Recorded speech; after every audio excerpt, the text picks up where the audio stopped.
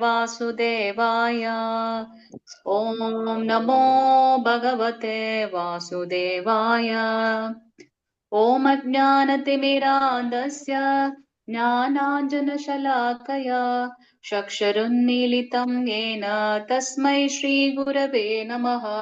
श्रीचैतन्यमनोभीष्टं स्थापितं येन भूतले स्वयं रूपकथामह्यं तथादिस्वपदान्तिकं वन्देऽहं श्रीगुरु श्रीयुतपदकमलं श्रीगुरोन् वैष्णवां च श्रीरूपं साग्रजातं सहगण रघुनाथान्वितं तं सजीवं साद्वैतं सावधूतं परिजनसहितं श्रीकृष्ण चैतन्य देवं श्रीराधा कृष्ण बादान् सहगण ललिता श्रीविशाखान्वितां च हे कृष्णा करुणा सिन्धु दीनबन्धो जगद्पदे गोपेश गोपिका कान्त राधा कान्त नमस्तुते तप्त कांचन गौरांगी राधे वृंदावनेश्वरी वृषभानुसुत देवी प्रणमामि हरिप्रिये वाञ्छकल्पतरुभ्यश्च कृपा सिन्धुभ्य एव च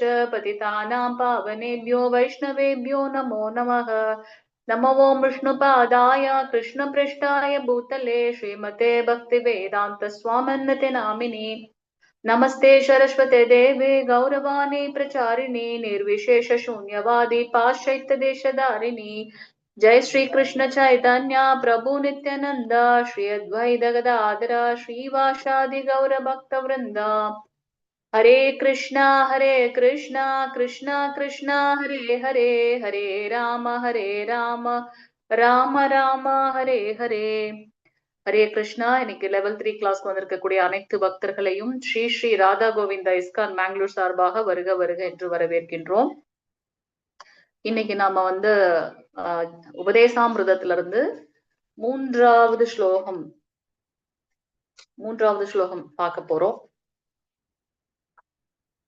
யாராவது ஒருத்தர் அந்த மந்திரம் வாசிங்க. மூன்றாவது ஸ்லோகம். ஹரே கிருஷ்ணா. நான் பேசுறது கேக்குதுங்களா? ஹரே கிருஷ்ணா.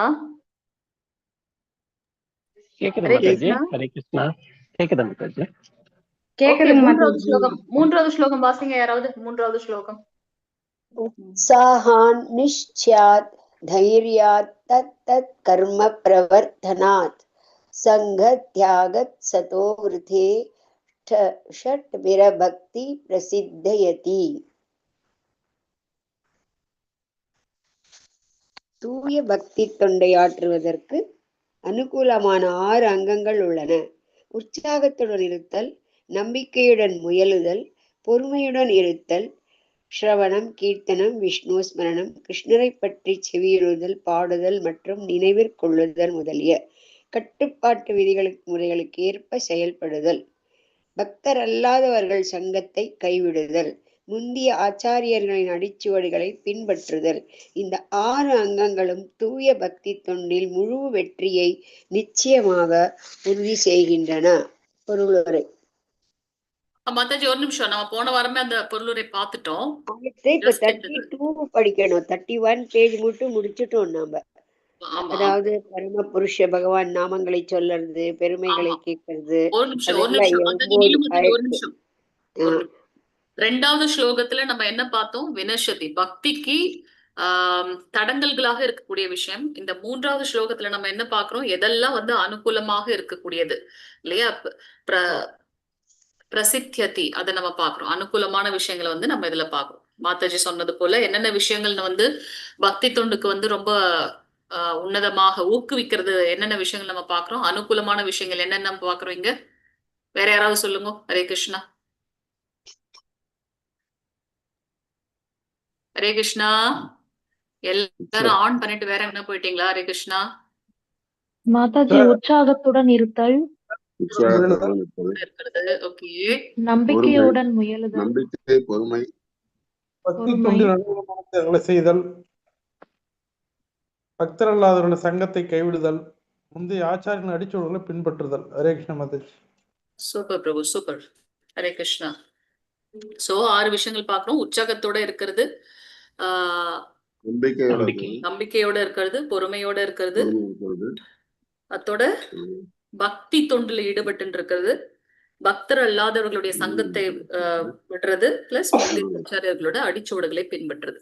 சோ இதுல நம்ம ஏற்கனவே வந்து பார்த்துட்டோம், பகவானுடைய அந்த உத்தம பக்திக்கு எதெல்லாம் உறுதுணையாக இருக்கோ அதை தான் நான் வந்து பக்தி தொண்டாக ஆற்ற வேண்டும். அது எப்படிப்பட்ட பக்தி தொண்டாக இருக்கணும், அவர்கிட்ட எதையும் எதிர்பார்க்காத ஒரு பக்தி தொண்டாக இருக்கணும் அப்படின்றத நம்ம பார்த்தோம் இல்லையா.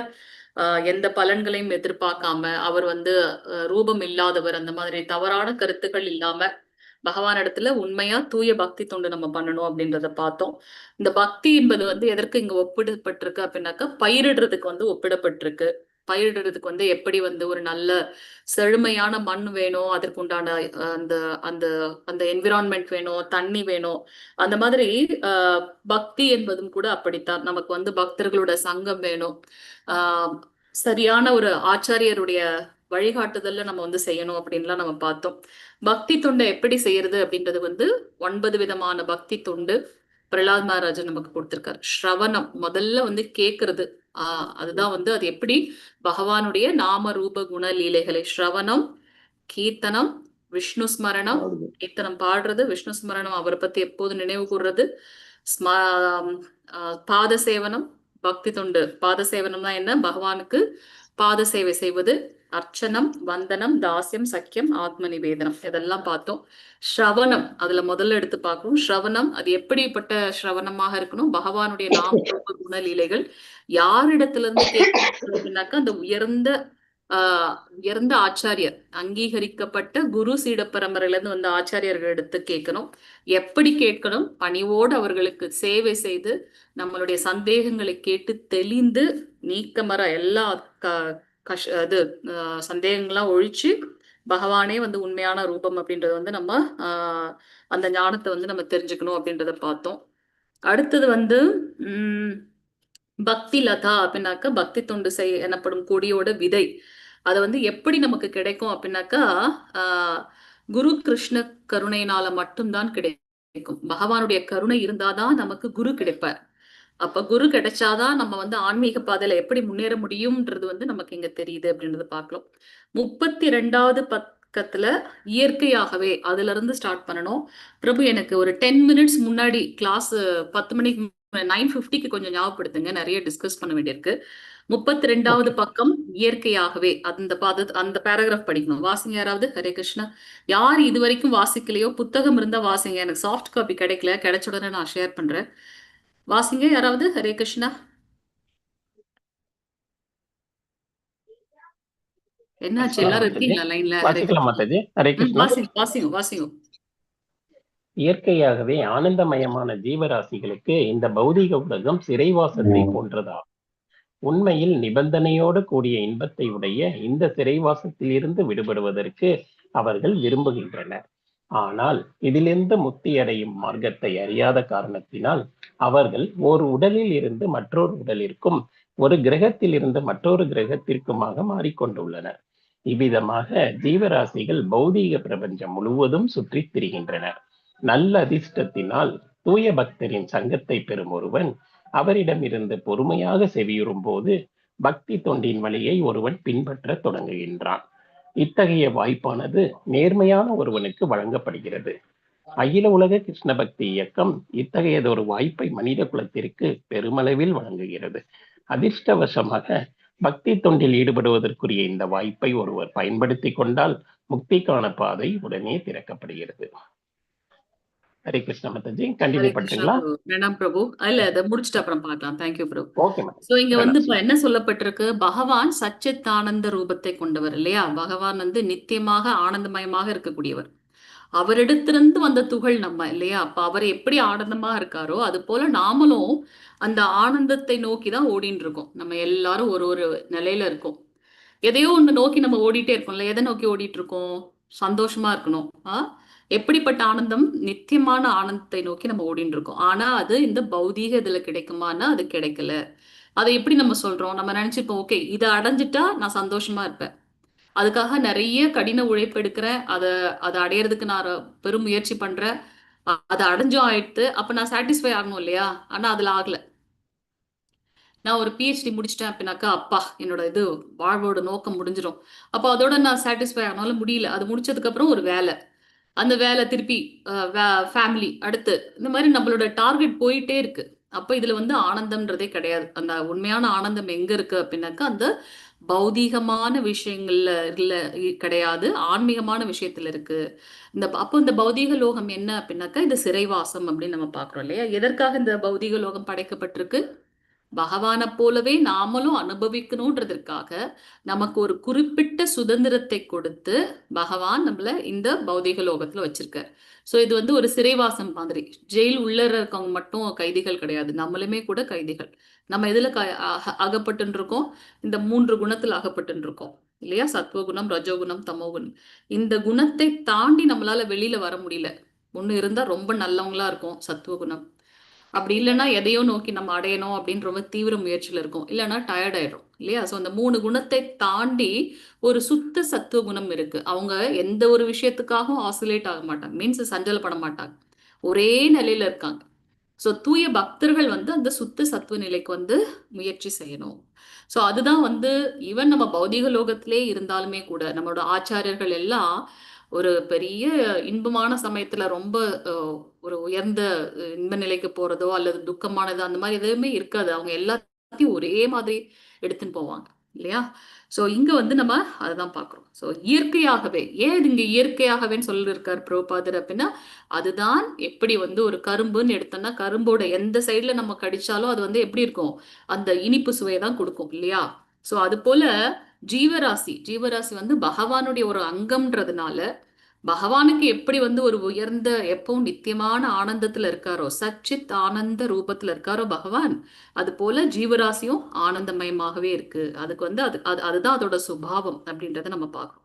ஆனா நமக்கு தெரியல, நம்ம இந்த இதுலதான் ஆனந்தம் இருக்கோ அப்படின்ட்டு இந்த பௌதீகத்திலேயே நம்ம சுழன்னு இருக்கோம். அதுக்குதான் நமக்கு வந்து கிருஷ்ணருடைய கருணை இருந்தாதான் குரு கிடைப்பார் நமக்கு. அப்ப அவர்தான் நமக்கு வந்து சரியான வழியை காட்டுவார். தெரியாம நீ இங்கே சொல்லிட்டு இருக்கே, இது வழி கிடையாது, இதுல இருந்து நம்ம வேற ஆன்மீகத்துக்காக போகணும்னு அவர் வந்து சரியான வழியை காட்டார் அப்படின்றத பார்க்கலாம். ஸோ இந்த பௌதீக உலகம் சிறைவாசத்தை போன்றதாகும், ஜெயில் மாதிரி. உண்மையில் நிபந்தனையோடு கூடிய இன்பத்தை உடைய இந்த சிறைவாசத்திலிருந்து விடுபடுவதற்கு அவர்கள் விரும்புகின்றார்கள். யாரு உண்மையாலுமே பகவானுடைய அந்த நித்தியமான ஆனந்தத்துல இருக்கணும்னு நினைக்கிறாங்களோ அவங்க இந்த பௌதீகத்துல வந்து நமக்கு இன்பம், நிலையான இன்பம் கிடையாது அப்படின்றத புரிஞ்சுட்டாங்க. அதுல இருந்து வெளியில வரணும்னு அவங்க விரும்புறாங்க. ஆனா அதுல இருந்து எப்படி வர்றதுன்றத தெரியல அவங்களுக்கு. அதுல இருந்து எப்படி வர்றதுன்ற அந்த காரணம் வந்து அவங்களுக்கு தெரியாம என்ன பண்றாங்க? மீண்டும் மீண்டும் பிறப்பு இறப்புன்னு சுழற்சியில நம்ம என்ன பண்றோம்? மீண்டும் மீண்டும் பிறப்பு இறப்பு சுழற்சியில உழண்டு கொண்டே இருக்கின்றோம். நல்ல அதிர்ஷ்டத்தினாலோ சோ பகவானுடைய கருணையினாலும் நல்ல அதிர்ஷ்டத்தினாலும் தூய பக்தர்களிடம் சங்கத்தை பெறும் ஒருவன், ரொம்ப முக்கியமான ஒரு விஷயம், தூய பக்தர்களோட சங்கம் கிடைக்குது அப்படின்னாக்கா அது ஒரு பெரிய விஷயம். அதுதான் வந்து நமக்கு அந்த ஆரம்பமே அப்படின்றத பார்க்கலாம். அவரிடமிருந்து பொறுமையாக செவியுறும் போது பக்தி தொண்டின் வழியை ஒருவன் பின்பற்ற தொடங்குகின்றான். சோ பகவானுடைய கருணையின் மூலமாக ஒரு நல்ல அதிர்ஷ்டத்தின், அதுவும் எப்படி காரணமற்ற கருணை, அந்த கருணையின் மூலமாக நமக்கு நல்ல தூய பக்தர்களுடைய சங்கம் கிடைக்கின்றது. அப்படி அவங்க சங்கம் கிடைக்கும் போது அவங்க கிட்ட இருந்து நம்ம பொறுமையா வந்து பகவானை பத்தி தெரிஞ்சுக்கிறோம், கேட்கிறோம். அதனால நம்ம என்ன பண்றோம்? பக்தி தொண்டை ஆரம்பிக்கிறோம். ஏன்னா நம்ம பார்க்கிறோம் நவவித பக்தி தொண்டுல முதல்ல இருக்கிறது ஸ்ரவணம். ஸோ பகவானுடைய நாம ரூப குண லீலைகளை பக்தர்களின் மூலமாக தெரிஞ்சுக்கிறது, எப்படி? செவியுறுவதன் மூலமாக. இத்தகைய வாய்ப்பானது நேர்மையான ஒருவனுக்கு வழங்கப்படுகின்றது. அதான் அவன் பார்க்கிறோம் இல்லையா? கிருஷ்ணர் சொல்லியிருக்காங்க பகவத்கீதையில, எத்தனையோ ஜென்மங்கள் கழிச்சுதான் வந்து ஒருத்தனுக்கு பக்தி மார்க்கமே தெரிகின்றது. அதுலயும் ஸ்ரத்தையோட வந்து ஒரு சிலர் தான் ட்ரை பண்றாங்க. அதுலயும் ஒரு சிலர் தான் வந்து தூய பக்தியோட பகவானே உள்ளபடி அவங்க உணர்ந்து கொள்கின்றார்கள் அப்படின்றத சொல்லியிருக்க. சோ இங்க நேர்மையான ஒருவனுக்கு தான் இந்த இது. நம்ம வந்து 84 லட்சம் பிறவிகள்ல நாம எந்த பிறவில செய்த புண்ணிய பலனோ தெரியல, நம்ம இந்த பக்தி மார்க்கத்துல நம்மளுடைய பிரபுபாதருடைய கருணையினால நம்ம இணைந்திருக்கின்றோம் அப்படின்றத பார்க்க முடியுதுங்க. அகில உலக கிருஷ்ண பக்தி இயக்கம் இத்தகைய ஒரு வாய்ப்பை மனித குலத்திற்கு பெருமளவில் வழங்குகின்றது. பிரபுபாதருடைய கருணையினால உலகம் முழுவதும் நம்மளுடைய இந்த இஸ்கான் இருக்கு இல்லையா? அதன் மூலமாக நம்ம என்ன பண்றோம்? பக்தி மார்க்கத்தை பரப்புகின்றோம். நம்ம வந்து 4 விதமான பரம்பரைகள் இருந்தாலுமே இஸ்கானோட மெயின் இது என்ன அப்படின்னாக்கா ஆச்சார் பிரச்சார், பிரச்சாரம் செய்வது நம்மளுடைய நோக்கம். ஸோ இதன் மூலமாக நம்ம என்ன பண்றோம்? அந்த அந்த சுவையை நம்ம கிட்ட மட்டும் வச்சுக்கல, நாம மட்டும் மத்தவங்களுக்கு சொல்றோம், நீங்க கேட்டுக்கங்கன்னு நினைக்கல, மத்தவங்களையும் சொல்ல வைக்கிறோம். அதுதான் வந்து பிரபுபாதருடைய கருணை. ஸோ பிரபுபாதருக்கு ஜெய். ஸோ பிரபுபாதருடைய கருணையின் மூலமாக நம்ம என்ன பண்றோம்? இந்த கிருஷ்ண பக்தி இயக்கத்தின் மூலமாக எல்லாரையும் வந்து பிரச்சாரத்தில் ஈடுபடுத்துகின்றோம். அப்படி பக்தி வந்து பரவுகின்றது. ஏன்னா அதுதான் நம்மளுடைய மிஷன். சைத்தன்ய மகாபிரபு என்ன சொல்லியிருக்காங்க? மூளை முடுக்கெல்லாம் வந்து பகவானுடைய ஹரிநாமம் கேட்கணும்னு சொல்லியிருக்காரு. ஸோ அதை தான் நம்ம சிறமேற்கொண்டு செய்கின்றோம். அதிர்ஷ்டவசமாக பக்தி துண்டில் ஈடுபடுவதற்கு இந்த வாய்ப்பை ஒருவர் பயன்படுத்தி கொண்டால் முக்திக்கான பாதை உடனே திறக்கப்படுகின்றது. ஸோ எம்ம வந்து பக்தர்களுடைய சங்கம் கிடைக்கிறது பெரிய விஷயம், பக்தி தொண்டு கிடைக்கிறது பெரிய விஷயம். அப்படி கிடைக்கும் போது அந்த வாய்ப்பை நம்ம வந்து செவ்வனே பயன்படுத்திக்கிட்டோம் அப்படின்னா அவங்கெல்லாம் யார்? அவங்கெல்லாம் வந்து அதிர்ஷ்டவசமானவர்கள் அப்படின்னு பார்க்கிறோம். அப்படி அவங்க அந்த இதை வாய்ப்பை பயன்படுத்திக்கிட்டாங்கன்னா அதுதான் வந்து முக்திக்கான பாதை அப்படின்றத வந்து இங்க பிரபுபாதர் சொல்றார். இறைவனின் திருநாட்டிற்கு செல்லும் இந்த வாய்ப்பை ஒருவர் மிகவும் உற்சாகத்துடன் ஏற்றுக்கொள்ள வேண்டும். அடுத்தது இல்லையா? ஃபர்ஸ்ட் வந்து நம்ம அந்த ஸ்லோகத்துல முதல்ல என்ன பார்த்தோம்? உற்சாகான் அப்படின்றத பார்த்தோம். ஸ்ரவணத்தை பத்தி நம்ம பார்த்தாச்சு. இந்த ஸ்ரவணம் எப்படி அதை அப்படி கேட்கறதன் மூலமாக நமக்கு என்ன பலன் அப்படின்றத பார்த்தோம். அடுத்தது வந்து அந்த பகவானுடைய அந்த திருநாட்டிற்கு செல்லும் இந்த வாய்ப்பை, எந்த வாய்ப்பை? பக்தி தொண்டு அப்படின்ற அந்த வாய்ப்பை எப்படி எடுத்துக்கிறோம்? நம்ம ரொம்ப உற்சாகத்தோட ஏற்றுக்கொள்ள வேண்டும். எத்தனை பேர் இருக்கோம் நம்ம குரூப்ல? கிட்டத்தட்ட 19 பேர் இருக்கோம் இல்லையா? சரி, யாராவது ஒருத்தர் அந்த பேராகிராஃப் வாசிங்க, வாசிச்சுட்டு அதோட சாராம்சம் வந்து சொல்றீங்க இப்ப இல்லையா? வேற மத்தவங்களும் கேளுங்க, கேட்டுட்டு உங்களோட கருத்தை சொல்லுங்க. இல்லைன்னா உங்க யாரையும் என்னால ட்ரேஸ் அவுட் பண்ண முடியாத மாதிரி இருக்கு. சர்வ பிரபு, நீங்களே ஸ்டார்ட் பண்ணுங்க பிரபு. பக்கம் 33. அதுல நீங்க வாசிங்க, எல்லாரும் கேட்போம். எல்லாருமே சொல்லுங்க, உங்களோட கருத்துக்களை சொல்லுங்க. சொல்லுங்க பிரபு, வாசிங்க. Yes Mataji. Hare Krishna Mataji. First paragraph இல்லையா மாதாஜி? ஹரே கிருஷ்ணா. ஆமாங்க பிரபு, 33வது பக்கத்துல முதல் பேராகிராஃப், இறைவனின் திருநாட்டிற்கு செல்லும் இந்த வாய்ப்பை. Okay Mataji, okay. ஸ்லோகம் 3ல பக்தி தொண்டுக்கு உகந்ததை பத்தி பார்த்துட்டு இருக்கோம். இதுல வந்து இறைவனின் திருநாட்டிற்கு செல்லும் இந்த வாய்ப்பை ஒருவன் மிகவும் உற்சாகத்துடன் ஏற்றுக்கொள்ள வேண்டும். உற்சாகமின்றி ஒருவனால் வெற்றி அடைய இயலாது. பௌதீக உலகிலும் ஒருவன் தனது குறிப்பிட்ட துறையில் வெற்றி அடைவதற்கு உற்சாகத்துடன் இருக்க வேண்டியுள்ளது. மாணவன், வணிகன், ஓவியன் அல்லது வேறு யாராக இருப்பினும் தங்களது துறையில் வெற்றி பெற விரும்பினால் அவர் உற்சாகத்துடன் இருக்க வேண்டும். அதுபோலவே பக்தி தொண்டிலும் ஒருவர் உற்சாகத்துடன் இருக்க வேண்டும். உற்சாகம் என்றால் செயலாகும். ஆனால் யாருக்கான செயல்? ஒருவர் எப்போதும் கிருஷ்ணருக்காக செயல்பட வேண்டும். கிருஷ்ணார்த்தா கில சேஷ்டா பக்தி ரசாமிர்த சிந்தில் கூறியுள்ளபடி. ஹரே கிருஷ்ணா மாதாஜி. படிக்கட்டுங்களா மாதாஜி? பிரபு, இப்ப இந்த பேராகிராஃப்ல என்ன எசன்ஸ் நீங்க சொல்லுங்க. ஹரே கிருஷ்ணா மாதாஜி. ஹரே கிருஷ்ண பிரபு.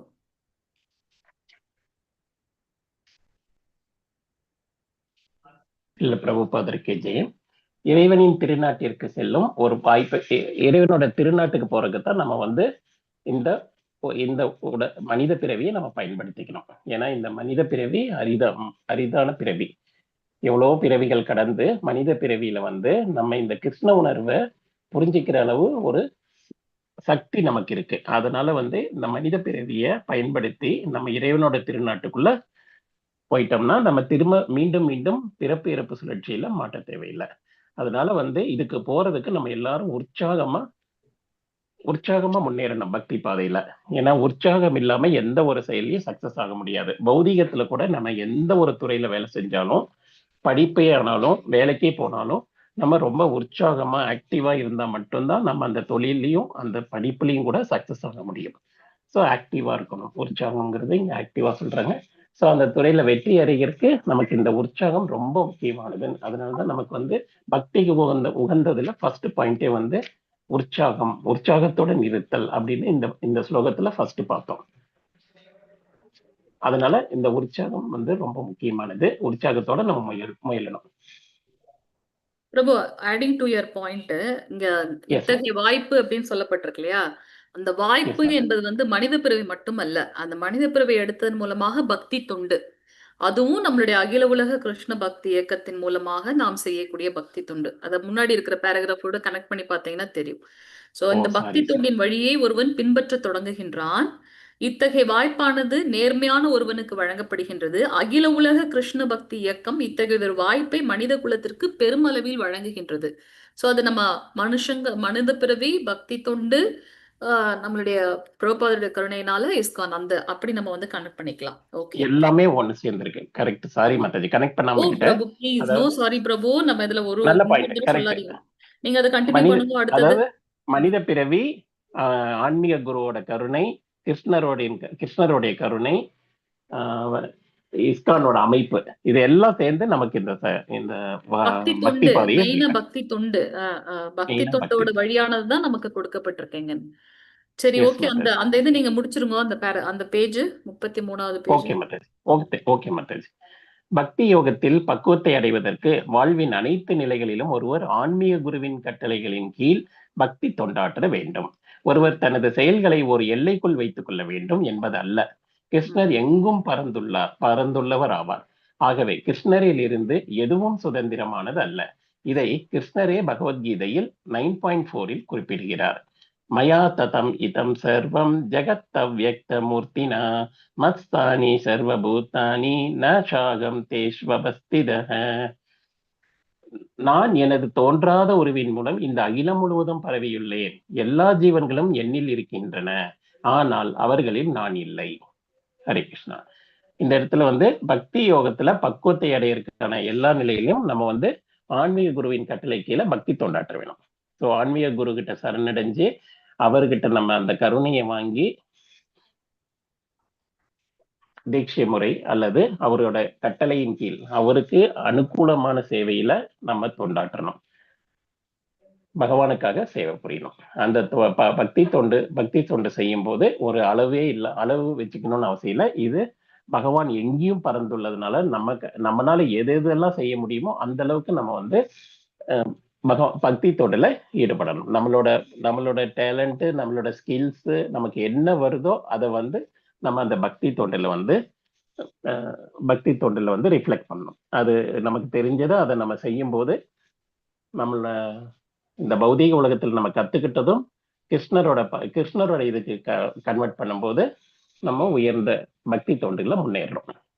பகவத்கீதையில 9.4 மயா ததம் இதம் சர்வம்ங்கிற அந்த ஸ்லோகத்துல வந்து நான் தோன்றாத உருவின் மூலம் இந்த அகிலம் முழுவதும் பரவி இருக்கேன் அப்படின்னு சொல்லிட்டு பகவானே சொல்லியிருக்காரு. எல்லா ஜீவன்களும் எனக்குள்ள என்னில் இருக்கின்றன, ஆனால் அவர்களில் நான் இல்லை அப்படிங்கிறாங்க. ஏன்னா எல்லாருமே வந்து பக்தி தொண்டு செய்யறது இல்லை. ஸோ அவங்க நம்ம பக்தி தொண்டு செஞ்சா அவரை பத்தி நம்ம வந்து வெளியில நம்ம எடுத்து உரைத்தோம்னா பகவான் எனக்கு ரொம்ப விருப்பமானவன் சொல்லிட்டு நேற்று கூட ஒரு 11th சாப்டர்ல நம்ம பார்த்தோம், 12th சாப்டர்ல நம்ம பார்த்தோம் எனக்கு பிரியமானவன் சொல்லிட்டு. ஸோ அந்த மாதிரி பிரியமானவன்னா பகவானுக்குள்ளேயே நம்ம இருக்கோங்கிறத புரிஞ்சுக்கிறோம். ஸோ அதனால வந்து இந்த கிருஷ்ண பக்தியை எடுத்து எல்லாருக்கும் சொல்றதுக்காக நம்ம ஒரு சின்ன முயற்சியாவது பண்ணணும். அடுத்த பேராகிராஃப். ஒருவன் அங்கீகரிக்கப்பட்ட ஆன்மீக குருவின் வழிகாட்டுதலின் கீழ் அனைத்தையும் கிருஷ்ணருடைய சேவைக்கு அனுகூலமானதாக மாற்றிக்கொள்ள வேண்டும். உதாரணமாக, தற்போது நாம் ஒளிப்பதிவு கருவியை பயன்படுத்துகிறோம். இக்கருவியை கண்டுபிடித்த பௌதீகவாதி இதை வணிகர்களுக்கு அல்லது பௌதீகம் சார்ந்த விஷயங்களை எழுதுபவர்களுக்காக உருவாக்கியுள்ளார். இந்த ஒளிப்பதிவு கருவியை பகவானின் சேவையில் பயன்படுத்துவது குறித்து அவர் ஒருபோதும் நினைத்திருக்க மாட்டார். ஆனால் நாம் கிருஷ்ண பக்தி இலக்கியங்களை எழுதுவதற்காக இதனை பயன்படுத்துகிறோம். இக்கருவியை கண்டுபிடித்தவர் முழுமையாக கிருஷ்ணருடைய சக்திக்குள் தான் இருக்கிறார் என்பதில் எவ்வித சந்தேகமும் இல்லை. இக்கருவியின் மின்னணு இயக்கம் உட்பட அதன் அனைத்து பாகங்களும் நிலம், நீர், நெருப்பு, காற்று, ஆகாயம் ஆகிய பஞ்சபூதங்களின் வெவ்வேறு சேர்க்கைகளால் ஆனதாகும். தனது மூளையை பயன்படுத்த இந்த சிக்கலான இயந்திரத்தை ஒருவர் உருவாக்கியுள்ளார். மேலும் அவரது மூளையும் இக்கருவிக்கு தேவையான மூலப்பொருட்களும் கிருஷ்ணரால் அளிக்கப்பட்டவையே ஆகும். கிருஷ்ணரின் கூற்றுக்கு ஏற்ப மஸ்தானி சர்வபூதானி, அனைத்தும் எனது சக்தியையே சார்ந்திருக்கின்றன. இவ்வாறாக கிருஷ்ணருடைய சக்தியிலிருந்து எதுவும் சுதந்திரமானது அல்ல என்பதால் அனைத்தையும் கிருஷ்ணருடைய சேவையில் ஈடுபடுத்த வேண்டும். ஹரே கிருஷ்ண மாதாஜி. கன்க்ளூட் பண்ணுங்க. அது எஸ் மாதாஜி. அங்கீகரிக்கப்பட்ட ஆன்மீக குரு, அதாவது சீட பரம்பரையில வந்திருக்கிற அங்கீகரிக்கப்பட்ட ஆன்மீக குரு கிட்ட நம்ம சரணடைஞ்சு அவருடைய வழிகாட்டுதலின் படி அனுகூலமான பக்தி சேவையில நம்ம ஈடுபடணும். எல்லா செயல்களையும் கிருஷ்ணரின் சேவைக்காக மாத்துறோம். அத நம்ம கிட்ட இருக்கிற நாலேஜ், ஸ்கில்ஸ், நம்ம கிட்ட இருக்கிற பொருள், கார் இருக்கு, கார் பகவானின் சேவைக்காக பயன்படுத்துறோம். நம்ம கிட்ட மொபைல் இருக்கு. ஸோ நம்ம கிட்ட என்னென்ன வசதி வாய்ப்புகள் நமக்கு இருக்கோ அதெல்லாம் ஒன் பை ஒன்னா நம்ம கிருஷ்ணரோட சேவையில ஈடுபடுத்தும் போது நம்மளும் யூஸ் பண்ணிக்கிறோம், பிளஸ் கிருஷ்ணரோட சேவையில அதை பயன்படுத்துறோம். அப்படி பயன்படுத்தும் போது இது எல்லா செயல்களும் புனிதம் அடையுது. இப்போ அந்த ஒளிப்பதிவு பத்தி சொல்லியிருக்காங்க. ஒளிப்பதிவு கருவி இந்த ஒளிப்பதிவு கருவினா ரெக்கார்டிங் இதான் மாதாஜி. ரெக்கார்டிங் பாருங்க, இப்ப மைக் வச்சிருக்கோம். மைக் இருக்கு, அது ரிலேட்டடான எல்லா எலக்ட்ரானிக் ஐட்டம்ஸும். ஏன்னா நீங்க முன்னாடி பாத்தீங்கன்னா நம்ம அந்த என்ன சொல்றது, பக்தி சேவையில இலக்கியங்களை எழுதுவதற்காக பயன்படுத்துறோம்னு சொல்லப்பட்டிருக்கு இல்லையா? பக்தி இலக்கியங்கள் வெறும் இது மட்டும் இல்ல, எல்லாமே அசசரிஸ், அதனோட அசசரிஸ், அது சார்ந்த அனைத்து அசசரிஸையும், லைக் மைக்னா மைக் மட்டும் இல்ல, மைக்கு கூட சேர்ந்து நம்ம அந்த ஸ்பீக்கர், அது எல்லா பக்கமும். அப்ப கூட்டமா இருக்காங்க, ஒரு நிறைய பேர் உட்கார்ந்துருக்காங்க, கேட்கல அவங்களுக்கு, 2 ஸ்பீக்கர்ஸ் வைக்கிறோம். ஸ்பீக்கர் மூலமாவும் அவங்களுக்கு ஆம்பிளிஃபயர் வைக்கிறோம், ஸ்பீக்கர் வைக்கிறோம். அது மூலமா ஒலியை அதிகப்படுத்தி கொடுக்குது. அதனால எல்லாரும் கேட்க முடியுது. நம்ம எங்கேயோ ஒரு காரில் உட்கார்ந்து கூட கேட்க முடியுது. அதுக்கப்புறம் ஆன்லைன் சேவை இருக்கு. ஆன்லைன்ல ஜூம் மீட்டிங் எடுத்திருக்கோம். இப்ப ஜூம் மீட்டிங் மூலமா நம்ம எல்லாரும் ஒண்ணு சேர்ந்து படிச்சுட்டு இருக்கோம். இந்த மாதிரி எல்லாம் ஈஸியான வாய்ப்புகள் நம்ம எல்லாத்தையும் பகவானோட சேவையில பயன்படுத்திக்கிறோம். ஏன்னா நம்ம எல்லாரையும் உட்கார்ந்து இப்படி எல்லாம் நம்ம ஃபர்ஸ்ட் எல்லாம் கதா கால சேவைன்னா நம்ம போய் கோயில்ல உட்கார்ந்து பொறுமையா எல்லாரும் கேட்கணும், அதுக்கான டைம் அலோகேட் பண்ணணும். நிறைய இப்பெல்லாம் ஒரு இடத்துல இருந்து இன்னொரு இடத்துக்கு போறதுக்கே நமக்கு கொஞ்சம் டைம் ஆகுது. இப்போ ஆன்லைனுங்கிறனோட நம்ம எல்லாரும் இது மாதிரி உட்கார்ந்துட்டு எந்தெந்த ஊர்லயோ இருந்து நம்ம எல்லாருமே இப்ப கனெக்ட் பண்ணியிருக்கோம்.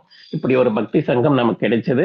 எனக்கே கூட ஒரு ஃபீலிங் இருக்கு. இந்த மேங்களூர் குரூப்ல ஜாயின் பண்ணதுக்கு அப்புறம் நம்ம கொஞ்சம் முன்னாடி போயிட்டு இருக்கிறோம், ப்ராக்ரஸ்ல இருக்கோம். தட் மீன்ஸ் ஜாஸ்தி என்கேஜ் ஆயிருக்கோம். இப்ப காலையில சாண்டிங் பண்றோம், காலையில பாகவதம் கேட்கிறோம், பகவத்கீதை படிக்கிறோம், அதுக்கப்புறம் நடுவுல எல்லாம் டிஸ்கஸ் பண்றோம். இது மாதிரி எல்லாரோட சங்கமும் வித்தவுட் எனி எஃபர்ட் கிடைச்சிருக்கு. அதாவது இதுக்கு எந்த எஃபர்ட்டும் போடல, நம்ம செலவும் பண்ணல. இன்ஃபேக்ட் நம்ம எல்லாரையும் மீட் பண்றதுக்காக நான் ஒரு 10 ரூபா செலவு பண்ணிட்டு கூட எங்கேயுமே போகல, உட்கார்ந்த இடத்துல இதை கேட்டுட்டு இருக்கோம். இன்க்ளூடிங் நீலு மாதாஜி கூட எங்கேயோ ஹைதராபாத்ல இருக்காங்க, நம்ம பார்த்தது இல்லை. பட் அவங்க சொல்றதெல்லாம் கேட்கிறோம். இப்படி எங்கெங்கயோ இருந்து நம்ம எல்லாரும் கனெக்ட் ஆயிருக்கோம். இது ஒரு பெரிய வாய்ப்பா நம்ம எல்லாத்தையும் பயன்படுத்துறோம். இந்த மாதிரி நமக்கு இருக்கிற இந்த எலக்ட்ரானிக் அசசரிஸ், இது ஆன்லைன் மீடியா பிளஸ் ஸ்பீக்கர்ஸ், மைக்கு, இந்த அசசரிஸ் எல்லாத்தையும் இது நம்ம கிருஷ்ண பக்தியில முன்னேறுவதற்கு இது ரொம்ப அனுகூலமா இருக்கு. இல்லைன்னா நம்மளாம் இப்படி உட்கார்ந்து இவ்வளவு நேரம் எல்லாம் ஸ்பெண்ட் பண்ண முடியாது. நமக்கு வேலையில இருக்கோம், வீட்டு பிரச்சனைகளையும் பாக்குறோம், அது கூட சேர்ந்து இதை பண்ண முடியுது அப்படின்னா it is because of the convenient. நமக்கு இவ்வளவு கன்வீனியன்டா இருக்கனால தான் நம்ம இதை கண்டினியூ பண்ண முடியுது. ஸோ இதை அந்த வாய்ப்பெல்லாம் அமைச்சு கொடுத்த எல்லாருக்கும் நம்ம நன்றி சொல்லலாம். இந்த பிளாட்ஃபார்மை கொடுத்துருக்காங்க அவங்களுக்கும் நன்றி சொல்லலாம். இதை கண்டுபிடிச்சிருக்காங்க, இந்த டிவைஸ் எல்லாம் கண்டுபிடிச்சிருக்காங்க, அதையெல்லாம் நம்ம இப்ப கன்வெர்ட் பண்ணிட்டதுனால இப்ப நமக்கு எல்லாமே யூஸ் ஆகுது. அடுத்தது அனைத்து பாகங்களும் இந்த மின்னணு கருவியில இருந்து எல்லாமே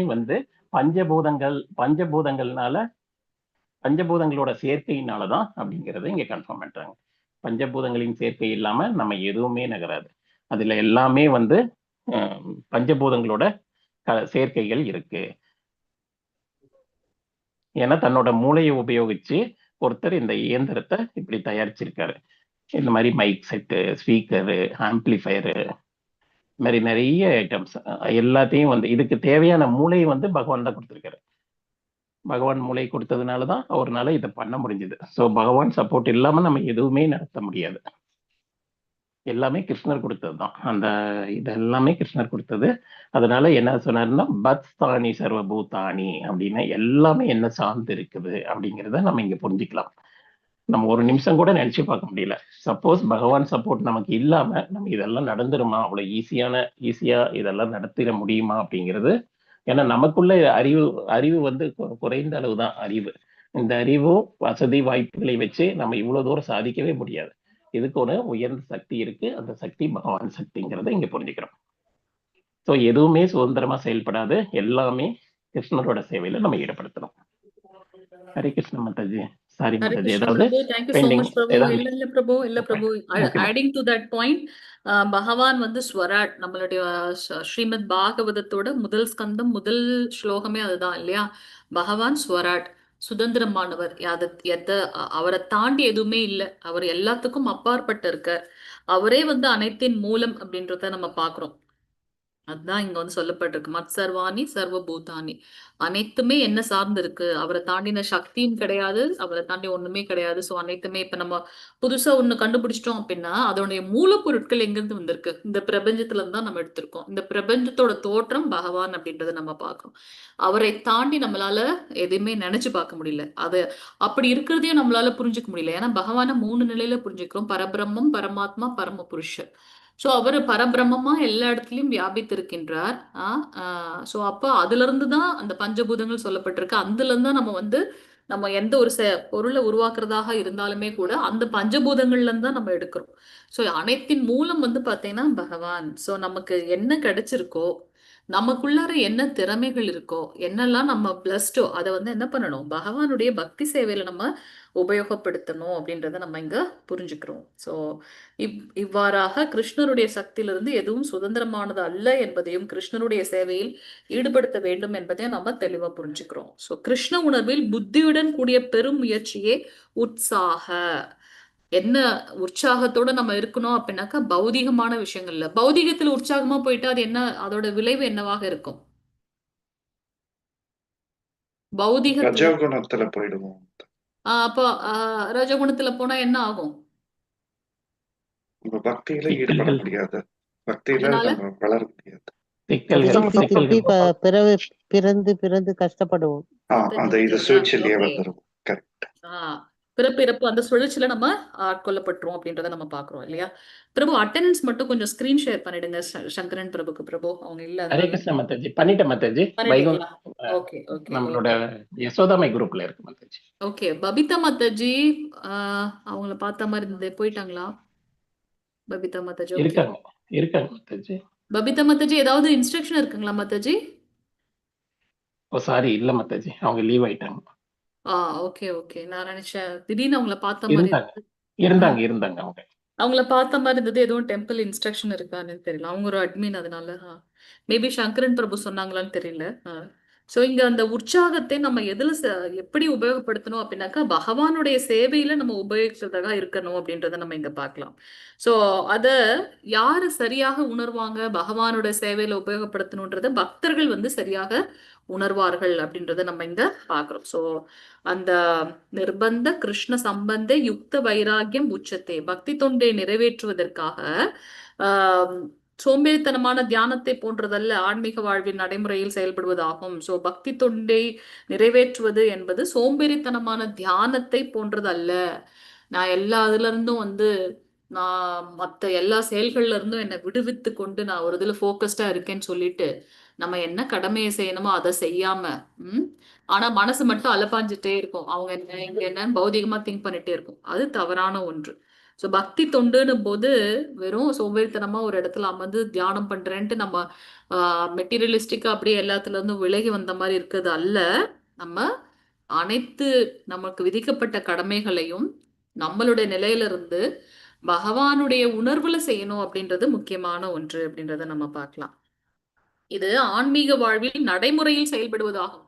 பிராக்டிக்கலா நம்ம பண்றதுதான் பக்தி தொண்டு. நான் பக்தி பண்றேன்னு சொல்லிட்டு வீட்டுல நமக்கு இருக்கக்கூடிய ரெஸ்பான்சிபிலிட்டிஸை செய்யாம இருக்கிறது மிகவும் தவறு. ஒரு அம்மாவாகவோ அப்பாவாகவோ என்ன நம்ம செய்யணுமோ குழந்தைங்களுக்கோ ஃபேமிலியில அதை நம்ம செய்யணும். ஆனா அது கிருஷ்ண உணர்வில் அவருடைய கருணையினால எனக்கு இந்த ஃபேமிலி கிடைச்சிருக்கு.